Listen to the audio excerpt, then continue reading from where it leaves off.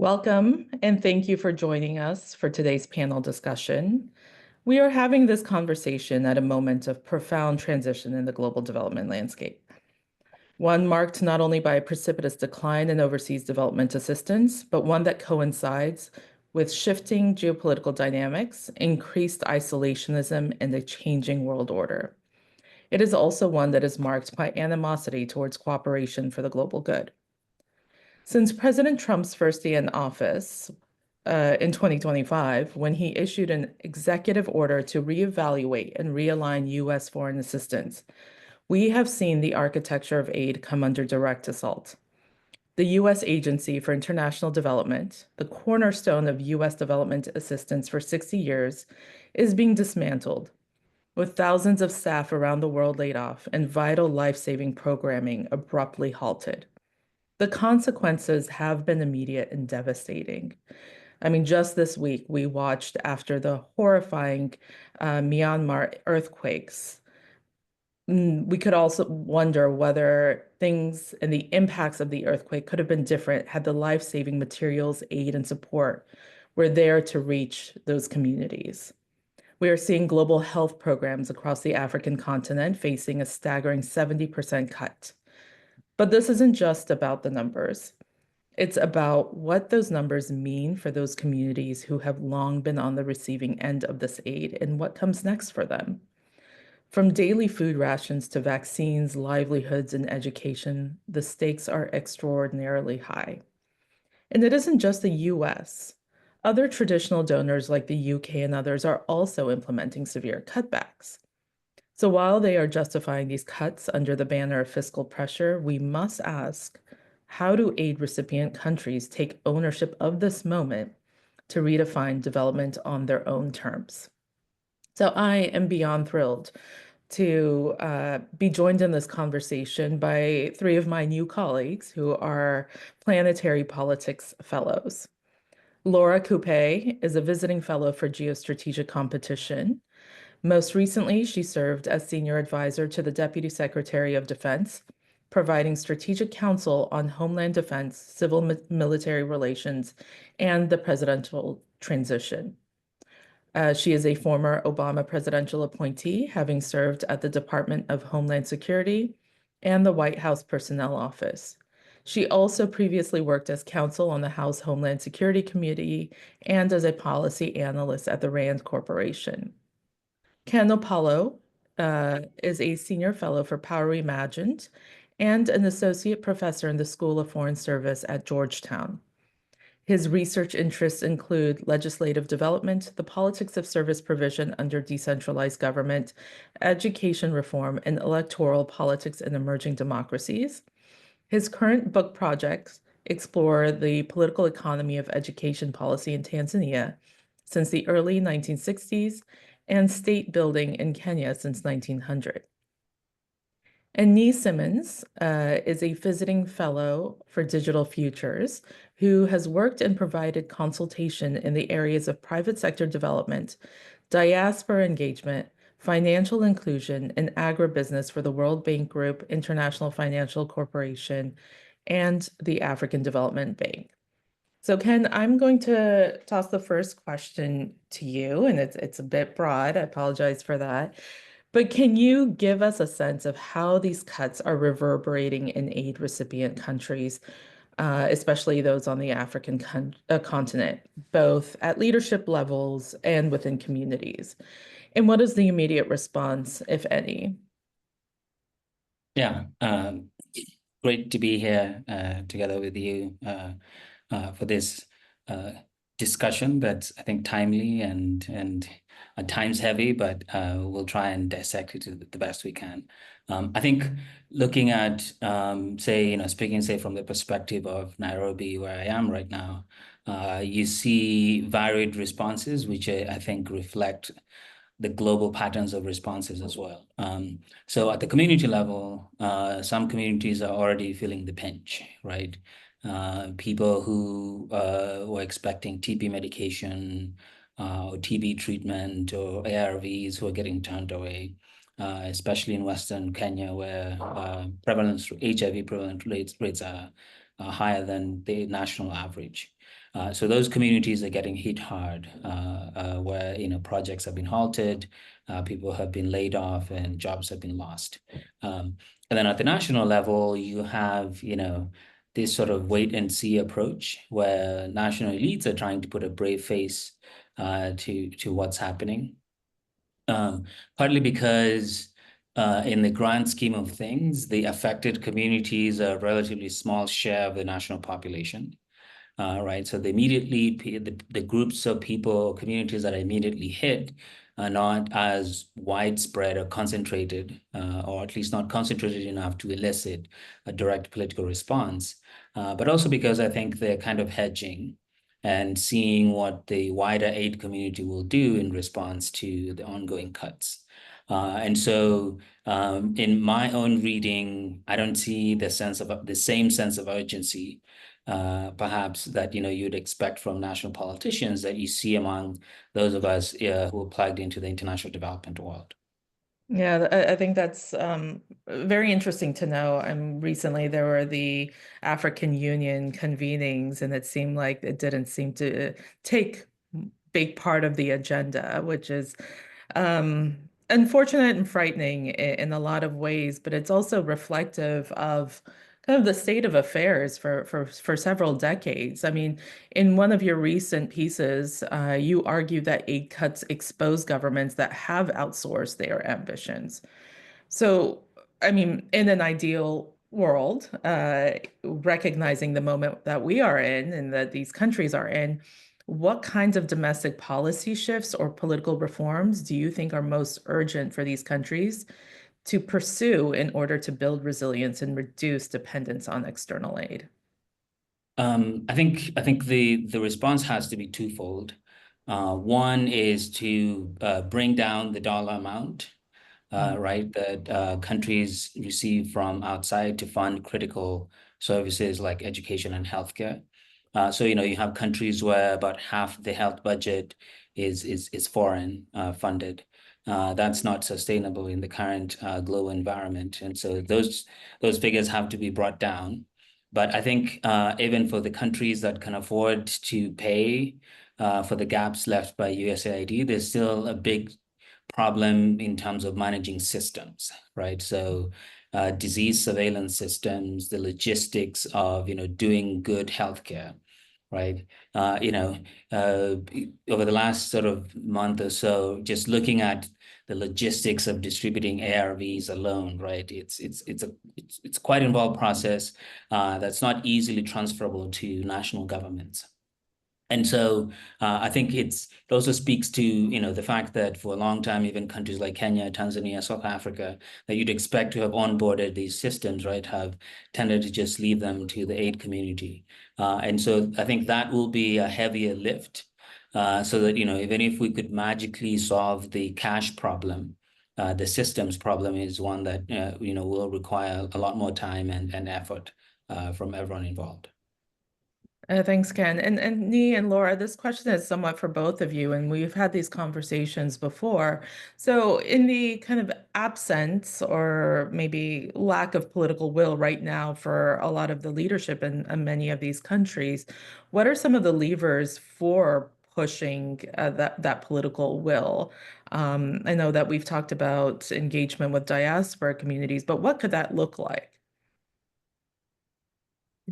I can start. Please. If that works. And again, another thing is I'm Congolese American. So my parents are originally from the Democratic Republic of Congo. And outside of work, I am the co-founder of Congolese Diaspora Impact Strategies. And so my network has focused on figuring out how Congolese diaspora in the United States can leverage their talents in sectors like healthcare, education, and tech to make social impact in the DRC. And so we've had a number of summits and webinars where we've had Congolese diaspora professionals strategize about how to leverage those networks.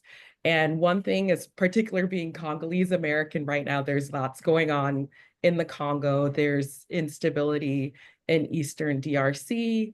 And there's also rumblings around DC about a potential minerals for security deal between the United States and DRC, mirroring the discussions that President Trump has had with President Zelensky. So it's been really interesting to be in this moment right now, just to kind of see where potential discussions around especially the US DRC bilateral relationship could go. USAID was the largest source of US investment or in the development sector. So particularly in Eastern DRC, 70% of the humanitarian assistance came from the United States, which has now been paused. So clearly this presents an opportunity for diaspora communities, especially ones that are subject to crises, to leverage the networks that they have. So something that I'm seeing here in the United States among Congolese diasporas, figuring out how to provide that humanitarian assistance.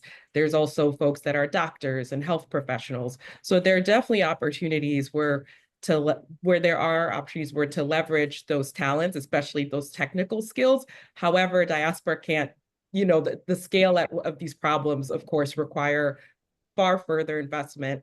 And that also includes, the countries of origin make the environment easier for diaspora investment, whether it's, helping them set up their businesses, the business climate, the governance, that matters internally as well. And I think also from the Congolese American or the American lenses, diaspora communities could also benefit from loans, security guarantees, so that they also can scale up whatever services that they want to provide. So I've always been a fan of diasporas could be used to strengthen institutions, whether it's education, health, the judiciary.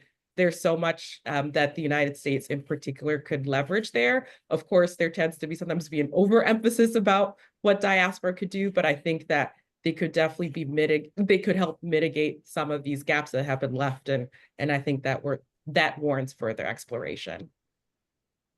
Thanks, Laura. Nee, I want to give you an opportunity to weigh in on this, and then I kind of want to go back to some of the gaps that are left. Sure. Good morning. My name is Nee Simmons. Have a couple of thoughts. It's unfortunate what has happened based on ODA being cut. I think the U.S. government, USGA, provided, 40% of global ODA, and as Ken alluded to, now it's the ripple effects has the collateral damage is what we're seeing. Health systems, agriculture. There's a humanitarian challenge in Myanmar. Oftentimes when there's a natural disaster, humanitarian crisis, who do people call? They call the United States. We have the logistics network, the military capability. Not that we should be the world's policeman, but for decades the U.S. provided. Now it is what it is. Now, in terms of diaspora, I think the countries that you see that have sort of weathered this out are countries that have a diverse economic growth plan, and they are engaged in their diaspora, right?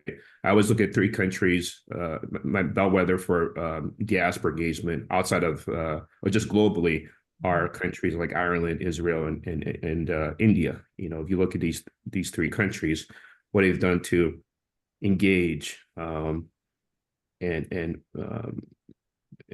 keep the engagement going with their diaspora is paramount. After COVID, many of us now know that India is not only the number one producer of vaccines, but also OTC, over-the-counter drugs. How that happens, their diaspora that went to universities in UK, Scandinavia, North America, they've returned back.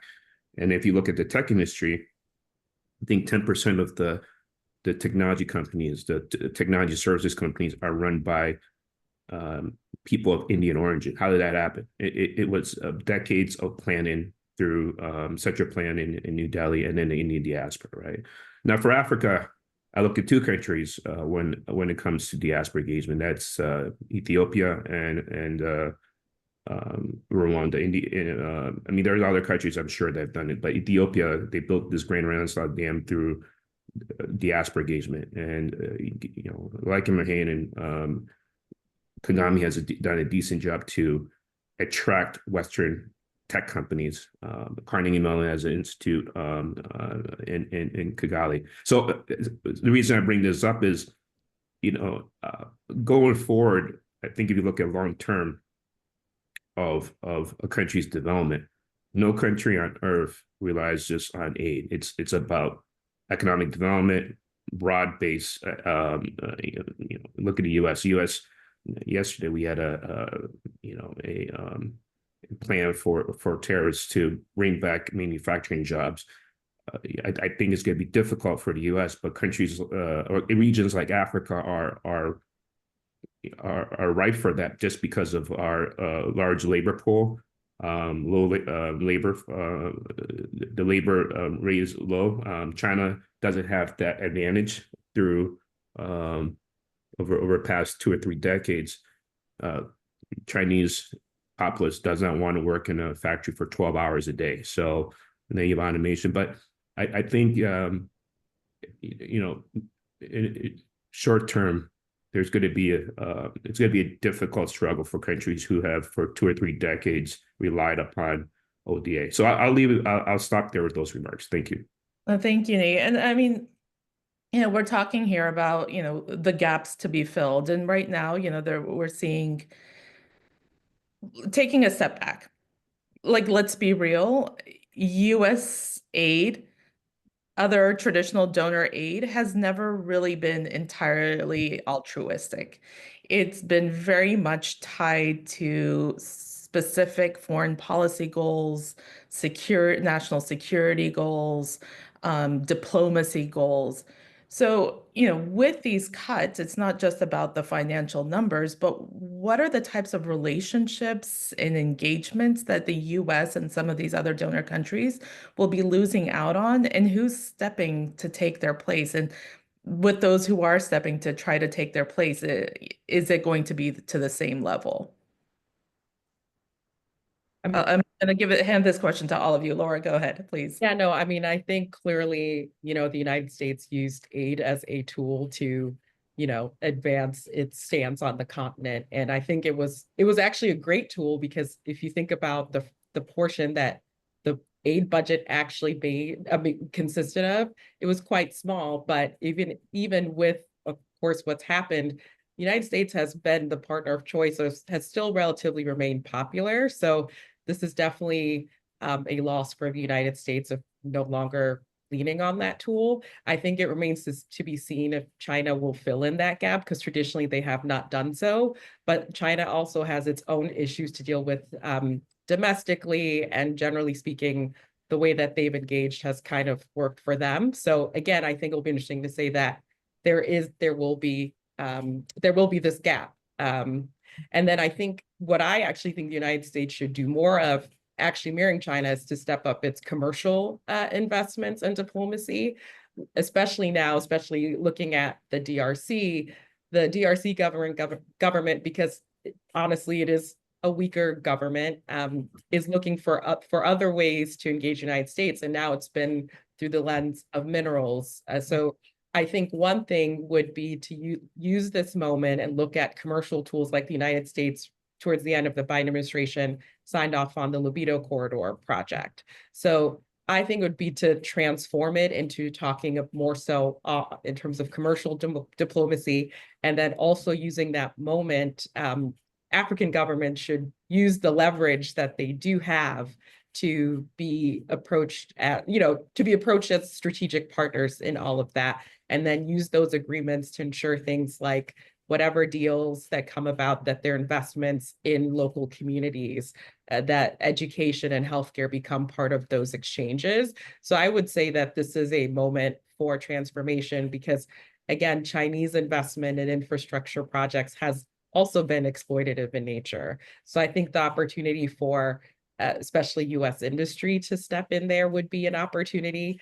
One final point I'd like to make is, in the 70s, for example, the United States in the Congo, then Zaire, approach Zaire more like a partner. So you saw General Motors having manufacturing offices and plants in the Congo. So General Motors, Citibank, Goodyear. And so I think this moment really presents an opportunity to look at that again. The US investment on that side has always been sporadic. And so I think it warrants, especially folks in the United States, to look at this investment more in the long term, so that, you know, that these investments can be sustainable. And then again, on the African side, that governments present environments, business climates, just good governance to also make those investments be attractive. So I think that's been really interesting to watch, especially as a Congolese American, how that's developed, at least on the DRC side. Yeah. And then I will say this in the beginning, we have traditionally, most countries, especially the United States, we have our triumvirate of military diplomacy, and then aid is our soft power. That soft power has been essentially, I won't say eliminated, it's been dwindled. I think it's 83% has been cut, or 73 or 78. And going forward, it's going to be it's going to harm, I think, our national security interests. There's a discourse in the States about immigration, and USA was supporting a lot of projects in the Northern Triangle countries. The Central America. Could you see more of a flight of more potential migrants to the southern border? That's a question that we have to ask ourselves. There a lot of people don't realize that USAID was there several programs that were there that I was supporting for Chile and what have you, in Guatemala, El Salvador. What's that going to look like with the way things are now? And also, this started under Rod Shaw. There was Russia had a foresight to have this USAID forward, or local content, where instead of having the big contractors, as they call it, the belly bandits, to do all the work, the DC belly bandits, and some of the Europeans to do all the work, locals will participate, right? And he got pushed back for it, but he just saw that, in some of these countries, particularly ours, a lot of this aid is actually returned back. Unlock Aid has done a lot of work in this. I think Amanda Walter for Unlock Aid, I think I saw them sign up. I think they might be on right now, but they've done a lot of work in this area, and have said, hey, there needs to be a right size of, if you will, of USAID, in the foreign assistance, if you will. And then for New America, I do a lot of work around advanced manufacturing and digitalization. And if you look at what's going on around the world, not just in Africa, but Southeast Asia, South America, especially the critical minerals, the green transition, Laura just alluded to the Librito Corridor. The Librito Corridor is nice, and there's a couple other things going on in South America, but we're not really adding value. And not to argue that China's adding value, but if we're going to compete with China and we're just going to export something to Texas or Louisiana, we're not really helping a country. So it's about providing, adding value, and also giving an opportunity for American businesses to do business in Africa. It's not easy to do business anywhere, it's particularly in Africa, but I think we could use our DFI, Development Finance Corporation, the old OPIC. Their mandate has been greatly increased, and the balance sheet probably triple based on this administration. I would say China doesn't play fair when it comes to industrialization or development, or whatever you want to call it. They know that if they provide a country with certain loans, some particular countries are not going to be able to pay back. So they have a strategic outlook to make sure that they can obtain certain assets that support the CCP and military interests, right? So having said that, I don't want to be a China ambassador. I think China has an interest that other countries in the West have had, but at least they have built things. I mean, if you ask Africans, we like to say we like to see what is there, right? If you provide health assistance and that sort, then that's fine. But if you build infrastructure, you're not to say that the Americans don't build it through MCC, but the Chinese do development different, and I think we need to look at things going forward in a different way. And can we use trade as an angle more than aid? I'll stop there. Thank you. I want to dig into that a little bit, but Ken, I want to give you opportunity to respond. Yeah. So, I mean, I think, my comments will have a little bit of overlap with both Nee and Laura. I think, as bad as the situation is, right, this is also, a chance, I guess, for those of us who care about aid to have honest conversations about, the weaknesses of the aid model that is being smashed right now, and try and think about, what should it look like on the other side if we ever get there, which in my view, right, should be, a little bit leaner. It's true that, too much of tied aid added unnecessary costs to the ticket number. In my view, I think USAID's very much celebrated 25% local content dream was terribly unambitious in this day and age, right? It should have been more to strengthen local capacities. So I think we can make aid be a lot more effective and targeted.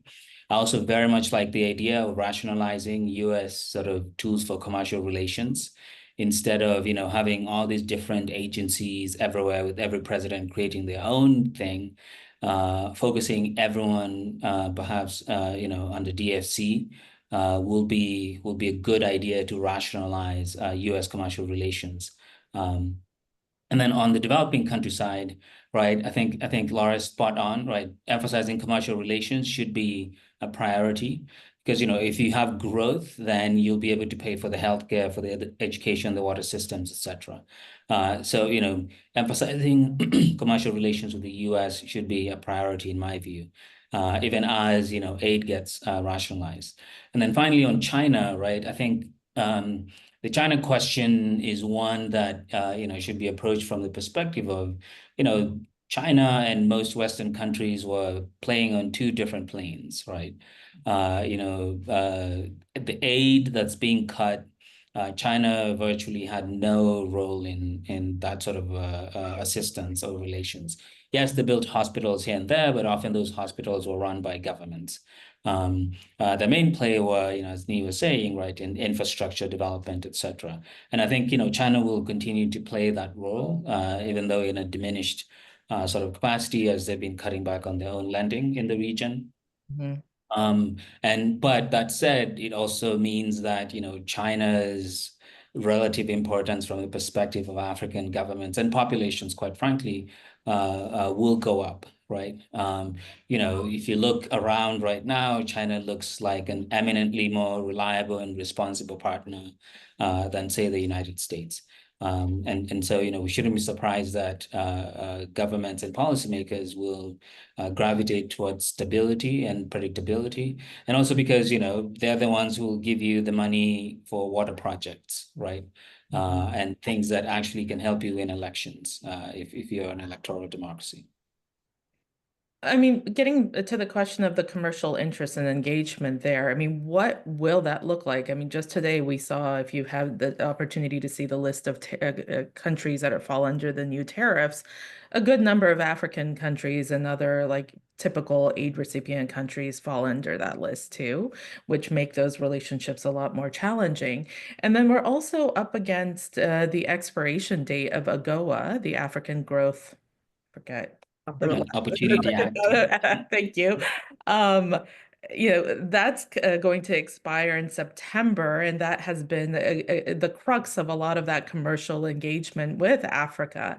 And so what do you see kind of with the current US administration, any interest in, kind of reigniting AGOA and engaging with a lot of these countries in that way? So that's kind of question one. And second, how should these countries think about the structure of those deals, so that they don't end up being the losers in some of these negotiations? Yeah, yeah. I mean, I think, all indications are that AGOA is done for. Mhm. Right? If the tariffs are not going to go away, the tariffs themselves are already an abrogation of what AGOA is supposed to do. Right. And given that AGOA was always a unilateral move from the US, right? The US has been very reluctant to take in input from African countries.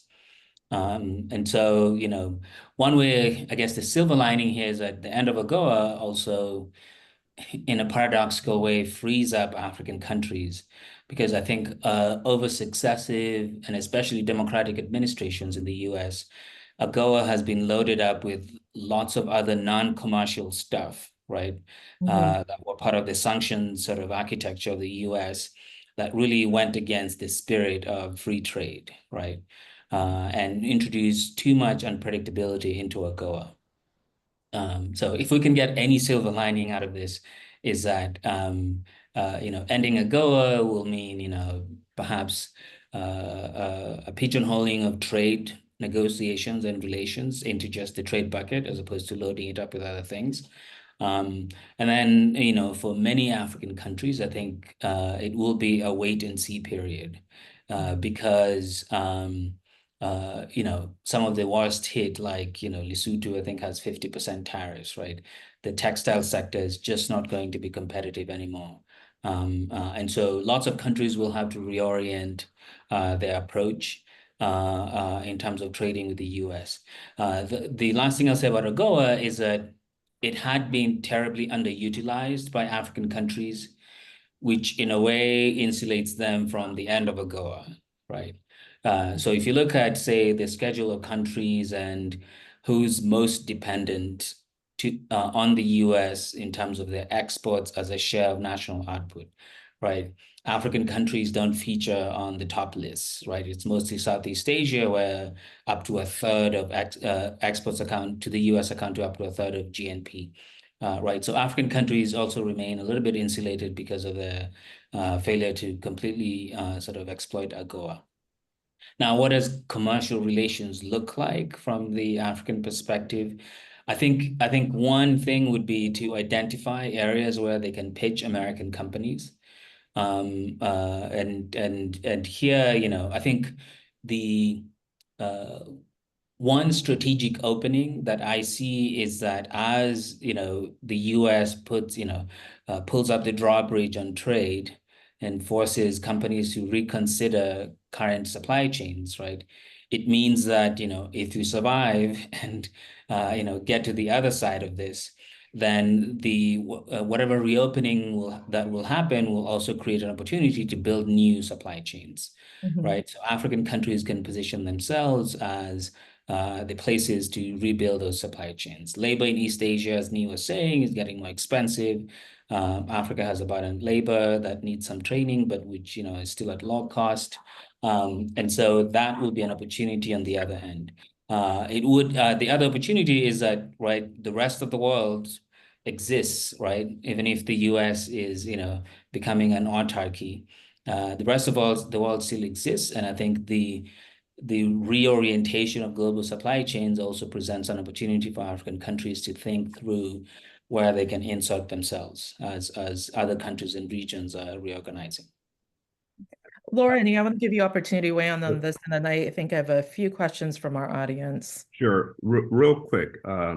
So about the tariffs that were announced yesterday, I think the consensus is it's probably I'm gonna be diplomatic and just say it's wrong. If you're comparing, if you're trying to, if one is arguing that because we're not manufacturing and the other country is, well, US dominates when it comes to services. If you look at professional services, IT services, or tech companies, Google, Alphabet, Microsoft, the list goes on. We have we have a surplus, so we dominate countries, and So, I think I'm hoping that there isn't retaliation on that, because it could be quid pro quo. Now, in terms of AGOA, I think AGOA has sort of been a net positive for the African continent. If you look at other similar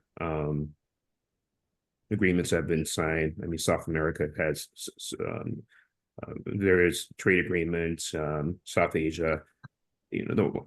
One thing is, I mean, can you allude to this? I mean, AGOA has sort of been layered with all these, all these other things that really one has to ask, does that really make sense, right? Yes, U.S. is the biggest market, right?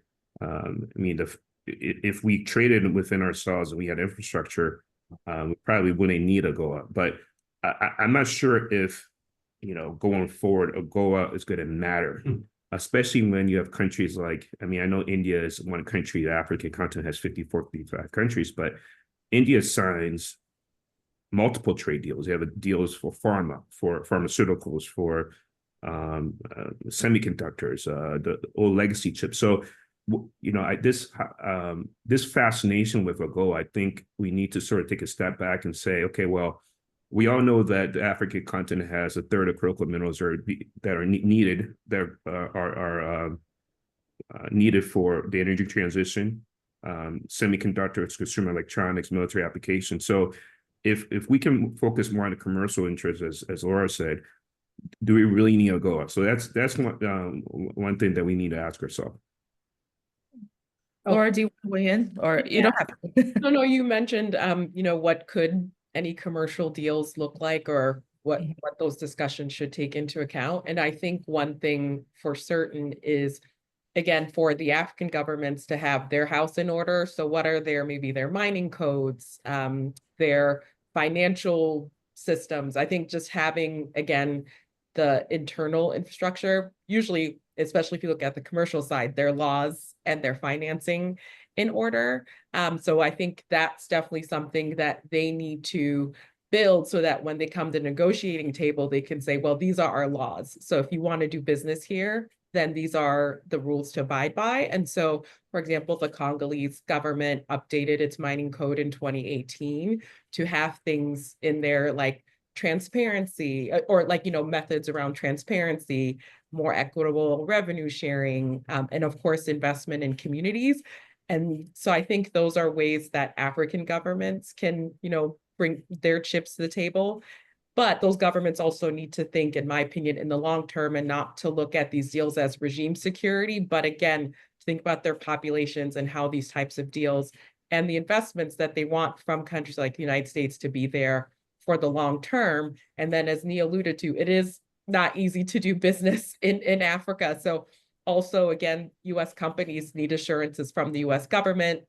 DFC has been used as a tool, but any other mechanisms available to, again, give U.S. companies the confidence to make those long-term investments, and kind of, again, look at things in the long term to kind of look at the mutuality. Again, maybe these investments will look a little rocky right now, but 50 years, you could see a boon in that. So I think, especially for both sides, to think about long-term investments, just the way, to be honest, that the Chinese government and Chinese firms have been able to do. I think that'll be important. And then finally, I think the United States can stand out, kind of like Nia and Ken have been alluded to, is helping African governments build the capacity to think through the refining and processing those critical minerals. Right now, again, it's just being extracted and going to places that China has control over to complete the process of refining those materials. So again, that is also a way that the United States can leverage its powers, including its commercial tools, to get more control over the supply chains that China has more strategically thought about and now has great dominance over. So those are just the things I wanted to add. And Laura, you brought up the point, and this is kind of the good governance question, which gets to one of our audience questions, who asks if you could please address the harms of promoting unrestricted economic growth without safeguards for human and labor rights as an alternative to development assistance. And to this, I would actually also add good governance. The role of good governance and human and labor rights in this milieu. I'll chime in on that. I mean, if you look at, I don't just want to speak out just on Africa, but if you look across the world, particularly in Africa, the continent is I think there's only two countries that are led by women, right? And that's an issue, right? If you look at a family, the woman, if you go look at any emerging market or emerging economy, the woman dominates the marketplace. Go to Mexico City, Accra, Lagos, Bangkok. The woman dominates, and we need to find an opportunity for more women leaders that are at a city, state, and provincial level, so that they can contest to be the head of a country, right? So Madame, we have a Madame at our new Prime Minister for Namibia, and then we have Tanzania. Those are only two countries that we have a female leader. And I'm just wondering if we had more that type of leadership on the continent and other emerging economies, could there be a better governance framework, right? So that's something that we need to we need to ask ourselves. And who was doing this? USA was was supporting a lot of these institutions, NDI, NED, IRI. These are and unfortunately a lot of these entities have been have had their funding cut, right? So will China step up and do this? I probably not. Somebody had said the other day they like chaos. I don't really want to categorize the Chinese. I think the Chinese like predictability. They like they sort of have they want rules, but they want their rules that make sense to the Chinese government and CCP. I think going forward, countries that have good governance frameworks, accountability are the ones that will be accountable to their citizens and be able to be on that path of strategic growth. So thank you. Yeah. And if I could add on to this, right, I think one of the challenges, right, that you hear from investors in many low-income countries when you mention labor rights, they often complain that, well, Western-funded labor rights projects, right, try to impose their standards on lower income countries, right, that perhaps need looser labor laws or less cumbersome labor laws in order to make them attractive investment destinations. I mean, in some cases, there's some merit to that, right? When you simply copy paste US labor laws and try to apply them in the DRC, it's not going to work, in part because enforcement is not possible given the state capacity, and then it only ends up creating opportunities for bribery and graft, right, in context. So I think when we're thinking about labor rights in the context of development, we should call their bluff, the investors' bluff, right, and insist on, okay, fine, we're not going to copy paste, the US labor laws in the context of the DRC, but let's actually get serious about, crafting labor laws that make sense in context, and don't, give us a situation that we see in images all the time of, the state of the mines in the DRC. So I think, and here, I would go as far as, placing the blame squarely on African governments, right? Because from a foreign investor's perspective or a Congolese private investor's perspective, right, they're trying to maximize their profits the best way they can. If they can cut corners on the labor side, they'll try and do it. It's on governments to realize the need of, protecting their own citizens' rights in the workplace. And this then becomes a politics question that, I think some of the sort of promotion of labor rights movements, right, they have missed, right, because they've tended to be antagonistic, attacking the private investors who have very little leverage. Often they typically try to avoid the local politics of labor laws and all that. So I think we could have more mileage if we focused on the domestic politics of why governments look away instead of taking private companies head on. And then finally, on good governance in general, I think the big challenge that we face, right, is that too often the people in charge are temporarily in charge, and so they don't have the long-term view. And so I think the best way to stabilize how countries approach investments or growth more generally is to strengthen state capacity itself, right? Strengthen the state as opposed to thinking about, reforming the politicians who are only temporarily in charge. Because, I mean, if you take the DRC, since we have Laura here, right?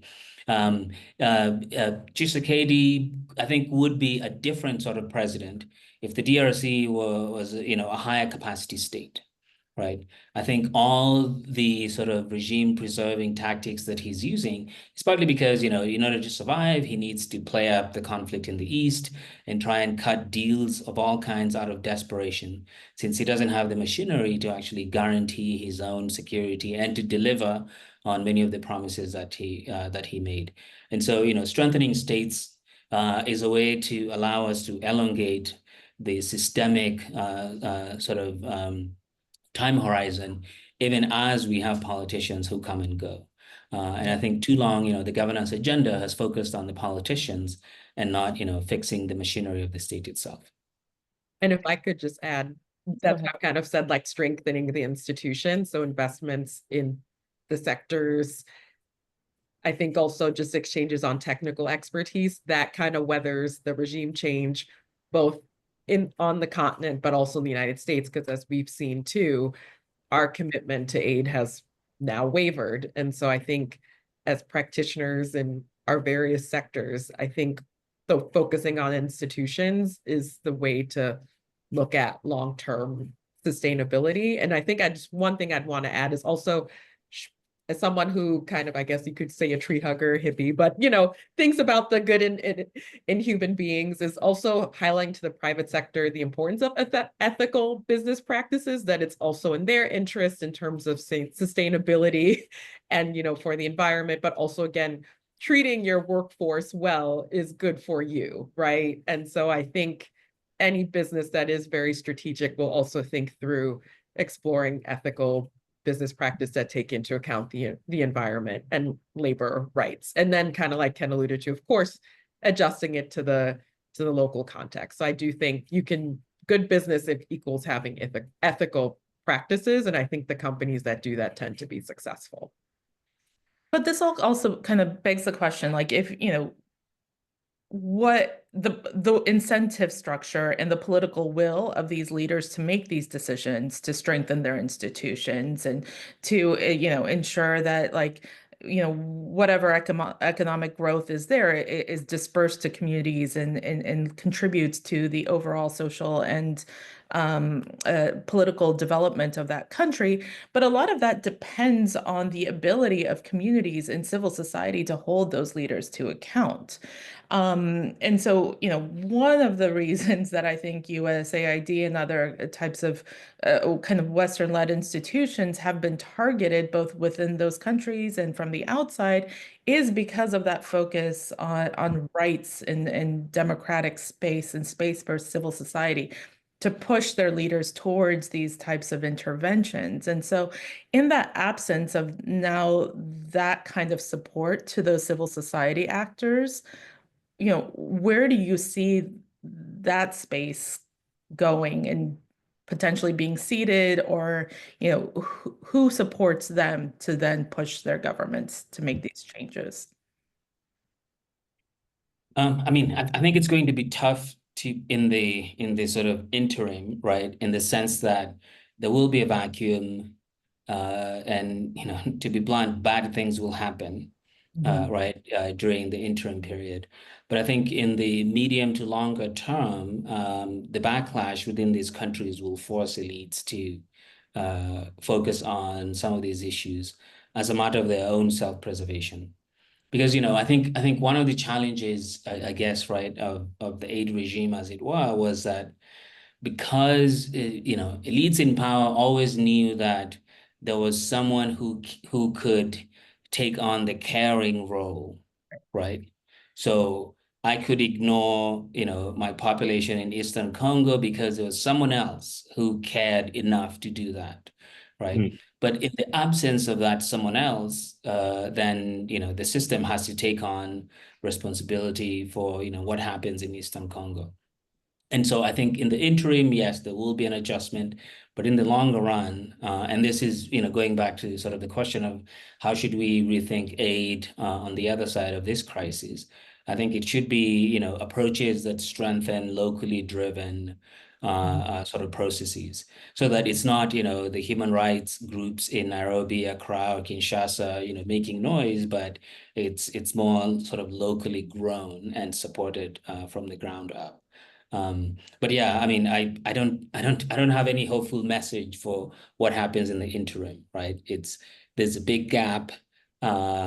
People are demoralized, right?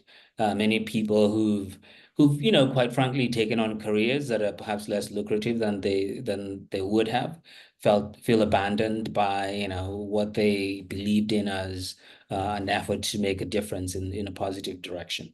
And so, it will take time before people have the energy to take on the fight again. Yeah. Thank you.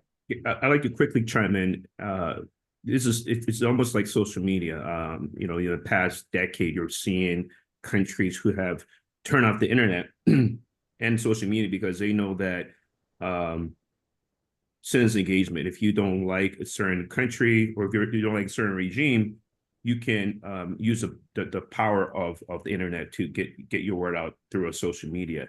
And I think based on what's going on with essentially the cut of overseas direct assistance, the ODA, countries can allude to this. Countries who for the longest time allow people to do the soft stuff and they focus on the hard things now will have to do both, right? And if you are not if you're not accountable to your citizens, you're going to have unrest, right?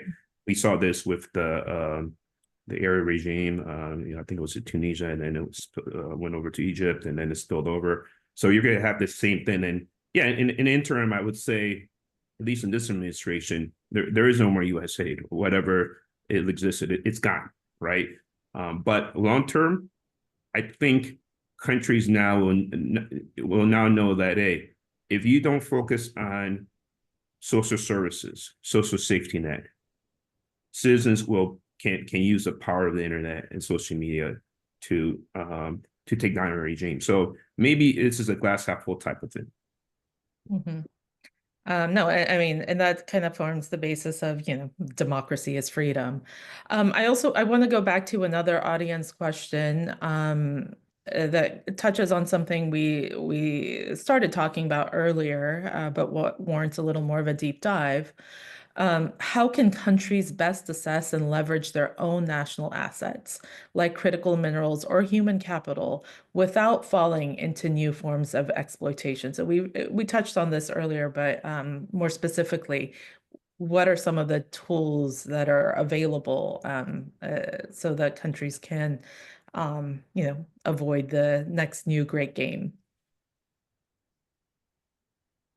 I think we've touched on it a lot, but I think one thing that I find interesting, especially now in terms of technical tools like AI, what I found really great from some African governments is that they've drafted their strategies on AI. So again, I think countries that stand out are like Senegal, and of course some can provide an example of Rwanda or NI, but I think when you see a leadership at least trying to highlight that they're thinking about those things, I think those are indicators for me where I see a country's leadership, especially African leadership, taking that seriously. And I think if African governments want to highlight to potential partners or investors that they are forward leaning, I would say craft some strategies. Of course, not just for the sake of drafting a strategy, but really to highlight that that the leadership is thinking seriously about emerging issues and trying to figure out where there are partners that can add to that. So I think that's something that I personally have paid attention to as a scholar. Yeah. And, I think, just to emphasize the point of value addition as well, right? I think that's perhaps the best way African governments can leverage natural resources at this point in time. And, here we should be quite frank and also acknowledge that, they will get lots of advice from international development experts who think it's a crazy idea to try and add value, right? People will say you don't have enough power, you don't have enough expertise. But, here I would push policymakers to be crazy enough to say no and to give it a shot, right? Because it makes little sense for, say, Ghana to export cashew nuts to, Vietnam for processing, right? It's not that complicated, right? But it's a legacy question, and even going all the way to critical minerals, right? Seeing what Indonesia has been able to do, going from nothing to billions of dollars in processed nickel exports, right? There's an opportunity there for African countries to really step up their value addition game as a way of retaining as much value of products as possible. And this extends, all the way to AI, right? I get a little sad when all I see are, panels on AI on the continent, often are devoid of any technical expertise. It tends to be, youth and AI or rural women and AI, right? And not, the technical side where the money is actually being made. So, to your point, Laura, I think African governments should really try hard to develop the engineering capabilities to, be serious players on AI, even as they also focus on the resource side, whereby, investments also not just focus on the resource side, but also on the human capital that will help exploit the resources to the highest level of the value chain. Yeah. But I'm sorry, go ahead, Nee, and then. Yeah, I'm sorry. I just want to also mention, I'd be remiss if I didn't mention this, but research and development, R&D. If you look at any modern society, the tertiary institutions are the bedrock for R&D, right? And the African continent, there's not just Africa, the other emerging, frontier emerging markets, there are many institutions, tertiary institutions that are doing research that can be commercialized. And I think last time I checked, the World Bank has statistics. Most PhDs, 65% of African PhDs actually obtained their PhDs from outside the continent. Now they're back from the continent. They've taken their experiences in China, Europe, and the US, and they're running experiments. They just, countries don't put a portion of their GDP towards research. You don't have NSF and National Science Foundation or NIH or these things that we take for granted. Countries don't have that. So whether it's AI or focus on semiconductor production or medical devices production or life sciences and biotech, the bedrock of all that is R&D. Without a strong R&D center and putting a portion of your GDP towards that, countries will still be, we need to get back, yes, you can process materials and that sort of thing, but we also need to commercialize. So I just wanted to say that point. Thank you. I mean, but in a lot of instances, the ability to negotiate those terms are very uneven. And so can you guys speak to the role that regionalization that could potentially play in helping kind of concentrate some of those efforts and build up some of that negotiating power? Yeah, I mean, I think the attack here should be two-front, right? If I can use a military analogy here. So one is, just attack it from the ideas perspective, right? I think the idea that, there are only certain things that certain countries can ever dream of doing, right? We should constantly attack those sort of limiting ideas, which then become very self-limiting perceptions on the part of policymakers, right? It puts a very low ceiling on the ambition. And so, attacking those ideas. And I think the current upheavals globally are actually a great opportunity to, get rid of many bad ideas that were straitjackets in terms of what countries could dream of doing, right? And this also includes, potential policy advisors from the World Bank, the IMF, and many of the development partners. Who also are, stuck in certain modes when thinking about what low-income countries should aspire to. And then from the low income country perspective, I think, yeah, banding together really helps, right?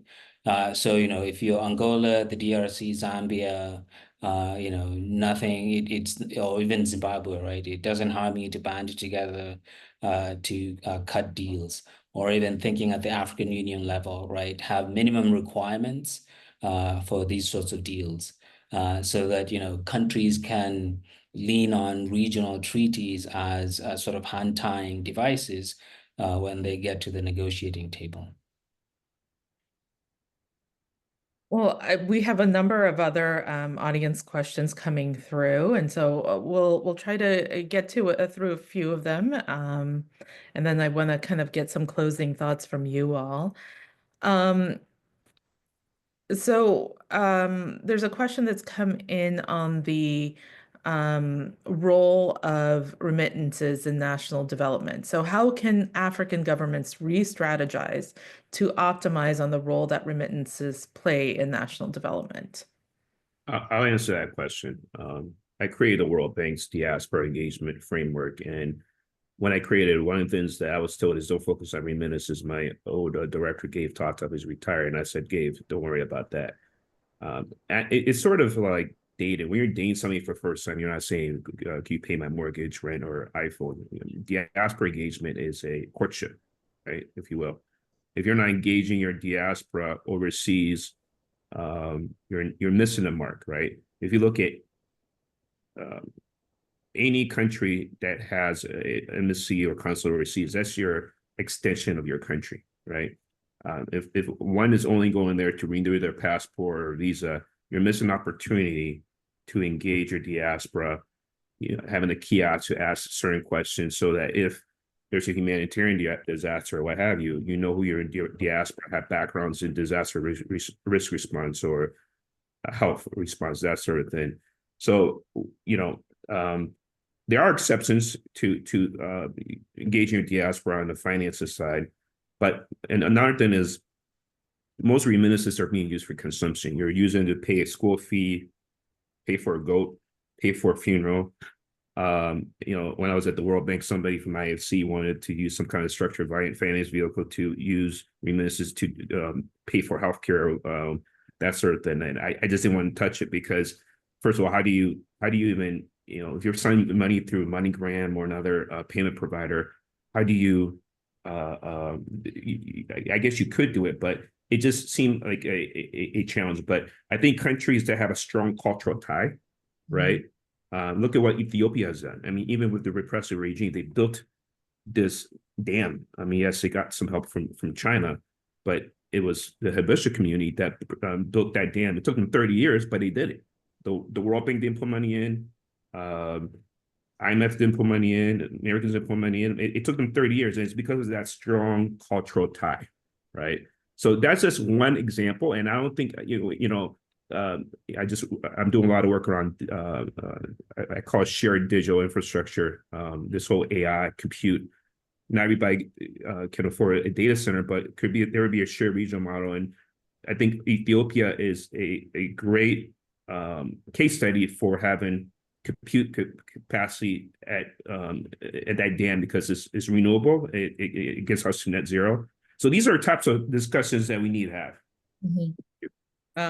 If I could add to that as someone who's a diaspora organizer as well, some diasporas don't have a welcoming regime in the country of origin. And so I think that is an opportunity where the host country, the United States, could step in. Again, there's technical expertise in diasporas. I mentioned there are folks there, engineers, doctors, healthcare physicians, lawyers, that could be, again, maybe we don't know what the future of what US development will look like, but how the United States could leverage those talents to either finance their projects or initiatives that they would like to do.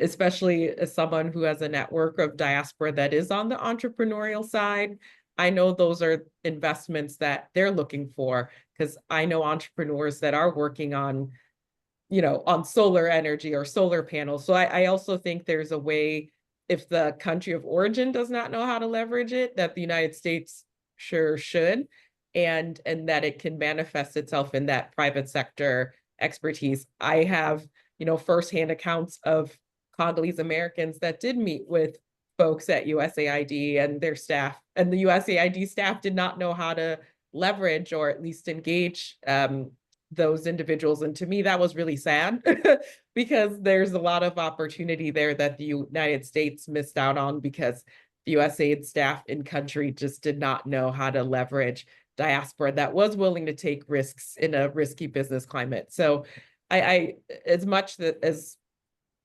Ni alluded to the country of origin, but I also think that host countries, United States, Canada, the US, Australia, wherever diasporas reside, that the host countries could also provide support to diaspora business owners or philanthropists that will do this work, especially now that a lot of Western countries are limiting their aid. At Yeah, least, and just, yeah. Sorry, Hila, just a quick addition to this, right?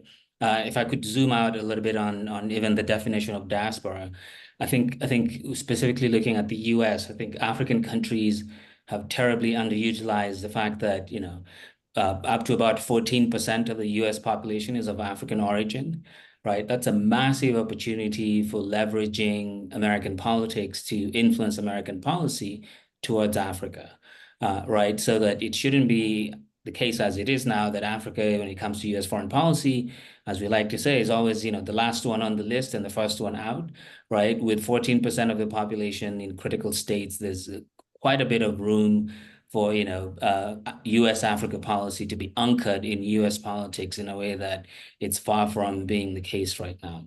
And so here, that's a challenge to the African Union and African capitals in DC, and embassies in DC, to try and think of how to leverage, say, American politics or European politics, for that matter, to influence policy in those countries. thanks, Ken. I'll just offer one more audience question, and then I'd love to turn it to the three of you for some closing thoughts. This one's a bit specific. What are your comments on Sahelian countries such as Mali, Niger, regarding negotiating with mining companies? Yeah, that's a tough one. It's If I very can take it specific. on, right, I think, first off, the regimes are not the best regimes out there. But if you push me to the wall, I'd say they have a point, right? And the point being that, being weak states, many African countries have historically been forced to take really bad deals from mining companies, right? And so, I think the way they've done it, especially the holdup that we've seen in Mali and to some extent in Burkina, is perhaps not the best way to go about it. And then, of course, these are military regimes, so not, the best sorts of regimes out there. But I think the general spirit of trying to renegotiate mining deals to get more value staying locally, I think is a push in the right direction. I think, as much as we complain about corruption and illicit financial flows on the continent, right, a lot of money leaves the continent through legitimate means in deals that are very lopsided and against the interests of African countries. And so, I think the more money from mining, right, that stays on the continent, the better. However, I wouldn't vouch for the regimes, right? Or the way that they've gone about it. I think this is a wider conversation that African countries should have, which, they started having through the mining endeavors that the AU organizes, every year. But we still haven't arrived at a continental compact that sets minimum standards for engaging mining companies. That's great. Well, we're kind of closing in on time, and so this conversation can go for so much longer. But I'm so grateful for all of you for sharing your perspectives, your thoughts. It's an evolving space, and it's happened so quickly and has impacted the lives of so many people in very real and harmful and hurtful ways. But, it also, provides an opening for us to think about, more collaboration, more equity and justice in how we think about, whether it's aid, whether it's commercial trade and investment, and a lot of these, what we can call as traditional aid recipient countries. But it's time for that rethink, and so I'm grateful for all of you for your thoughts and inputs. But with that, I do want to offer you three the kind of like last remarks before we say goodbyes. Who wants? Oh, go ahead. Go ahead, Laura. Laura, you go. Okay, well, yeah, no, I think, as someone who's just exited the US government and also, has also been involved in diaspora work, I would just say TBD. I feel like there's so much that remains to be seen, but I think there's definitely new opportunities there. And I think it'll take folks to bring their respective strengths in their respective sectors to problem solve. I think definitely technology has a space there, and also new actors that we talked about. I think diasporas can be part of that, not the sole part of that, but I think they can be part of these discussions, especially thinking through institutional resilience and how technical expertise can be transferred or shared, especially as regimes change, both in what was, in the global South as well as the United States, because I think that is the type of creativity that will be required. And again, we will see what remains to be seen here in Washington, Beijing, and the capitals of Africa or Latin America and Asia. I think we live during a very dynamic time, and I look forward to having more discussions of this sort. Yeah. Yeah, if I could chime in from, perspective on the African continent, I think one, it's sad to see, relations with the US get to this point, right? Because I think that the region would benefit from closer commercial ties with the US. America has a lot of cash, lots of innovation, great universities that could be channels for engagement across the Atlantic with the African continent.